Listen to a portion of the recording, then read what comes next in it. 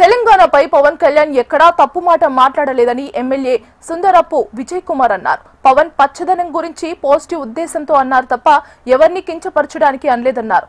ఏపీలో సినిమాల గురించి పేర్ని నాని మాట్లాడినప్పుడు ఏమీ జరగలేదు, ఇప్పుడు కూడా ఏమీ జరగదంటున్న ఎమ్మెల్యే సుందరపు విజయ్తో మా ప్రతినిధి అనురాధ ఫేస్ టు ఫేస్.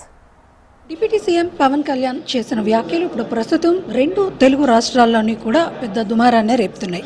అయితే దీనికి సంబంధించి అసలు పవన్ కళ్యాణ్ ఎలాంటి వ్యాఖ్యలు చేశారు, దాని వెనుకున్న అర్థం ఏంటి, దీనికి సంబంధించి ప్రస్తుతం నాతో ఎలమంచిలి ఎమ్మెల్యే సుందరపు విజయ్ కుమార్ గారు ఉన్నారు. ఒకసారి మాట్లాడదాం. సార్, మీ అధినేత డిప్యూటీ సీఎం పవన్ కళ్యాణ్ గారు ఈరోజు చేసిన వ్యాఖ్యలు అటు తెలంగాణలోని ఇటు మన ఆంధ్రాలో గోదావరి జిల్లాల మీద ఒక పెద్ద చర్చనీయాంశం అవుతుంది. ఏమంటారు? ఇది ఒక ప్రేమ అభిమానంతో మాట్లాడిన మాట అండి, కన్సర్న్. అది గోదావరి జిల్లా అంటే మనందరికీ చాలా ఇష్టం. అంతెందుకు ఉమ్మడి ఆంధ్రప్రదేశ్లో అందరికీ కూడా గోదావరి జిల్లాలు అంటే ఎంతో ప్రేమ అభిమానం. అలాంటి గోదావరి జిల్లాల్లో ఇన్ని సమస్యలు అనే ఒక బాధతో మాట్లాడిన తప్పితే ఎవరిని కించపరచాలని కానీ ఒక ప్రాంతాన్ని ఇది చేయాలని కానీ కాదు. ఇది వాస్తవం. ఈరోజు ఆఖరికి పరిస్థితి ఎలాగైపోయిందంటే కనీసం రోడ్డు వేసుకోవడానికి కూడా లేని పరిస్థితి ఆంధ్రప్రదేశ్లో. అంత రైస్ బౌల్ ఆఫ్ ఇండియా అనే మాటలు దీనికి అంత రిచ్ డిస్ట్రిక్ట్స్ అనే గోదావరి జిల్లాకి ఈరోజు కనీసం రోడ్డు వేసుకోలేని దౌర్భాగ్యం. మీ కూటమి ప్రభుత్వం వచ్చిన తర్వాత అభివృద్ధి బాటలో మేము ముందంజలో ఉన్నామని చెప్తా ఉన్నారు. మరి గోదావరి జిల్లాలో ఆంధ్రప్రదేశ్లోనే ఉన్నాయి, కానీ ఇక్కడ రోడ్డు కూడా వేయలేని పరిస్థితులు ఉన్నాయని మీరే అంటున్నారు. దాన్ని అదే అంటున్నాను నేను. గోదావరి జిల్లాలో రోడ్డు వేసుకోవడానికే మేము ఎంతో కష్టపడాల్సి వస్తుంది. వేయలేదని నేను చెప్పలేదు, వేయడానికి ఎంతో కష్టపడాల్సి వస్తుంది. మరి అంత రిచ్ డిస్ట్రిక్ట్ ఈరోజు వేసుకోవడానికి. అలాగనే ఉన్న రెస్ట్ భారతదేశం మొత్తం చూడండి, ఎడారుల్లో కూడా మనం బ్రహ్మాండమైన రోడ్లు వేసుకున్నాం. ఇక్కడ వాటర్ లాక్డ్ ఏరియా, ఇంత రిచ్ పండుతుంది, 3 పంటలు పండుతుంది. అలాంటి పంటలు పండిన దగ్గర మరి బాగా సంపద ఉన్నట్టేగా.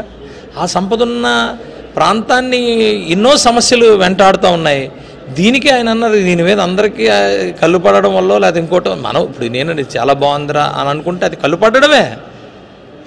ఇది నాశనం అయిపోవడం అనేది కళ్ళు పడడం కాదు, బాగుందన్నా కూడా కళ్ళు పడడమే.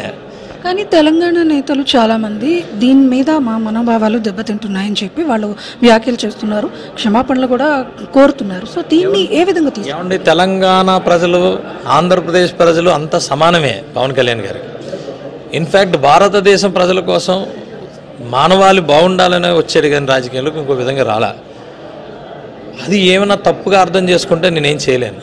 ఇది కేవలం ఆ గోదావరి జిల్లాల్లోని ప్రేమతో దాని మీద ఉన్న కన్సర్న్తో మాట్లాడిన మాటే కానీ ఎవరినో కించపరిచి మాట్లాడాల్సిన మాట కాదు, మాట్లాడాల్సిన అవసరం కూడా లేదు.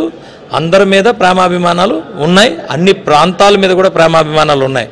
ఎందుకంటే ఎక్కడ సమస్య వచ్చినా ఆయన సొంత ఖర్చు కూడా చేసి ఆయన చేసిన అనేకమైన సందర్భాలు ఉన్నాయి. దీన్ని గుర్తుపెట్టుకోవాలి తెలంగాణ నాయకులు. ఏదో వచ్చింది ఒకటి దానికి అర్థం వచ్చింది అంటే ప్రతి మాటకి మనం 2-3 అర్థాలు తీసుకోగలుగుతాం. కానీ ఉద్దేశం, ఏ ఉద్దేశంతో మనం మాట్లాడతామో ఆ ఉద్దేశం ఎప్పటికైనా ఎస్టాబ్లిష్ అవుతుంది, కాదని అన్నాం. బట్ మీరు దయచేసి ఊరికే దీన్ని రచ్చ చేసి ఏ అంశం లేక దీన్ని డైవర్ట్ చేయడానికో లేకపోతే ఇంకో దానికో మీరు మాట్లాడితే ఏమి ఉండదండి. ఎందుకంటే మేము సినిమాలు ఆడించాం, మేము వాళ్ళని రానివ్వము, మేము ఇచ్చేయము అంటే అది కుదరదు. ఎందుకంటే ఎవరికి ఎక్కడ కూడా ఇది కాదు. ఇప్పుడు మేము విశాఖపట్నం ఉన్నాం, బయట నుంచి వచ్చిన వాళ్ళు 3 మంది ఉంటారు ఇక్కడ, వాళ్ళందరినీ మేము రానివ్వమంటే బాగుంటుందా? బాగోదు కదా, కరెక్ట్ కాదు కదా. ఇది మన భారతదేశం, మన సనాతన ధర్మం ఏంటి అది, దాని ప్రకారంగా అతిథి దేవో భవ అనే ఒక సనాతన ధర్మంతో మనం జీవిస్తున్నాం కొన్ని వేల సంవత్సరాల నుంచి, కొన్ని యుగాల నుంచి. అలాంటిది మన హిందూ ధర్మమే మీరు వాళ్ళు ఆడించిన ఇల్లు ఆడించాలంటే మీరు హిందూ ధర్మానికి వ్యతిరేకమే కదా. అంటే ఇప్పుడు పేరు నాని గారు కూడా కొన్ని కామెంట్స్ చేస్తున్నారు కూటమి నేతలకు సంబంధించి.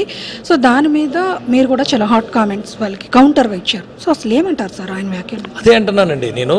ఒక మంత్రి, ఒక ఎమ్మెల్యేగా చేసి ఒక మంత్రిగా చేసిన వ్యక్తి మాట్లాడే మాటలు కాదవి. మీరు కడుపులోని కుళ్ళంతా మీరు బయట పెట్టి శాపనార్థాలు పెడితే అసలు మీరు మంత్రులు ఎలాగవుతారు?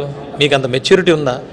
మంత్రులు ఏమండి, ఎవరికైనా మంత్రి పదవి వచ్చేయచ్చు, కానీ మీ మనస్తత్వం, మీ ఇది ప్రజలు చూస్తారు, మీ థాట్ ప్రాసెస్ ప్రజలు చూస్తారు, మీ బిహేవియర్ ప్రజలు చూస్తారు. మీరు ఒక మంత్రిగా చేసి ఈరోజు శాపనార్థాలు పెడితే మీరు అర్హత ఉందా? అర్హత లేని వాళ్ళకి మేము మంత్రులు ఇచ్చారా? మనం ఎన్నో మంత్రులు చూసాం. అందులో అత్యుత్తమమైన వాళ్ళు ఉన్నారు, ఎందుకు పనికిరాని వాళ్ళు ఉంటారు, అలాగని చెప్పి కుయుక్తులతో ఉన్నవాళ్ళు ఉంటారు, ఎమ్మెల్యేలు ఉంటారు, అందరూ ఉంటారు. మీరు ఏ కోమకు చెందినది అనేది ప్రజలు అర్థం చేసుకుంటారు ఈ మాటల వల్ల. ఇది ఇక్కడ మొత్తానికి పవన్ కళ్యాణ్ చేసిన వ్యాఖ్యల మీద ఏదైతే తెలుగు రాష్ట్రాల్లో కొంత చర్చ నడుస్తుందో దానికి సంబంధించి అది పూర్తిగా కొంత మిస్కమ్యూనికేషన్ అయ్యింది. అంతకుమించి పవన్ కళ్యాణ్ ఎప్పుడు కూడా ఏ ఒక్కరిని కూడా అలా విమర్శించే పరిస్థితి ఉండదు. ఖచ్చితంగా తెలుగు రాష్ట్రాల్లో అంటే తెలంగాణ ప్రజలైనా ఇటు ఏపీ ప్రజలైనా వారి యోగక్షేమాలు కోరుకునే వ్యక్తి అని మేమందరం కూడా భావిస్తున్నామని చెప్పేసి అని అంటున్నారు. దీనికి ఒక ఫుల్ స్టాప్ పడాలన్నది మాత్రం మా అందరి అభ్యర్థన అని కూడా చెప్తున్నారు. మరోవైపు వైసీపీ నేత పేరు నాని కూటమి నేతల గురించి చేస్తున్న వ్యాఖ్యల మీద కూడా ఆయన కౌంటర్ అయితే ఇచ్చారు. ఖచ్చితంగా ముందు అసెంబ్లీకి వచ్చి వాళ్ళు ఇతర విషయాలు మాట్లాడాలి, అసెంబ్లీకి రాకుండా ఇలాంటి వివాదాస్పదమైన వ్యాఖ్యలు కానీ లేకపోతే అనుచితమైన వ్యాఖ్యలు కానీ చేస్తే కనుక ఊరుకునేది లేదు అని కూడా చెప్తా ఉన్నారు. ఇది అప్డేట్. వీడియో జర్నలిస్ట్ ధనుష్తో అనురాధ, HM TV, విశాఖపట్నం.